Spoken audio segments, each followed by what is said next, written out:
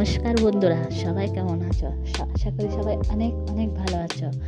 আজ বৃহস্পতিবার, পূর্ণমাসী। সকাল 8:06 থেকে পূর্ণমাসী তিথি শুরু হয়েছে।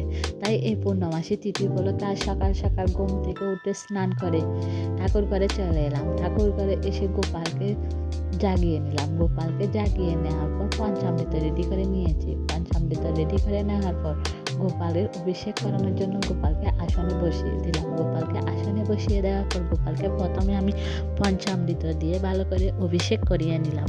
গোপালের পঞ্চামৃতর অভিষেক সমাপ্ত করে গোপালকে আমি গঙ্গার জল দিয়ে আবারও অভিষেক করিয়ে নিলাম। গঙ্গার জল দিয়ে অভিষেক কমপ্লিট করার পর গোপালকে আমি সুন্দর করে তার নতুন পোশাক পরিয়ে গয়না পরিয়ে রেডি করে আসনে বসিয়ে দিলাম।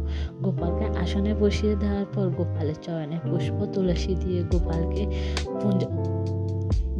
পূজা করে নিলাম। গোপালকে পূজা শেষ করার পর আমি চলে গেছিলাম রান্নাঘরে। আর যেহেতু পূর্ণমাসী তিথি ছিল, তাই ভেবেছিলাম মা লক্ষ্মীর জন্য পায়েস রান্না করব।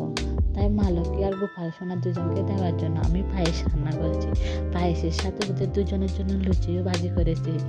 আর যেহেতু পূর্ণমাসী, তাই পায়েস আর লুচি এই দুটা দিয়ে গোপালকে ভোগ দিয়েছি আর মা লক্ষ্মীকেও ভোগ দিয়েছি।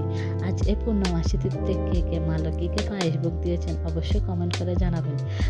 আজকের আমার এই বৃহস্পতিবারের পূজাটা কেমন হয়েছে, কার কার ভালো লেগেছে অবশ্যই জানাবেন।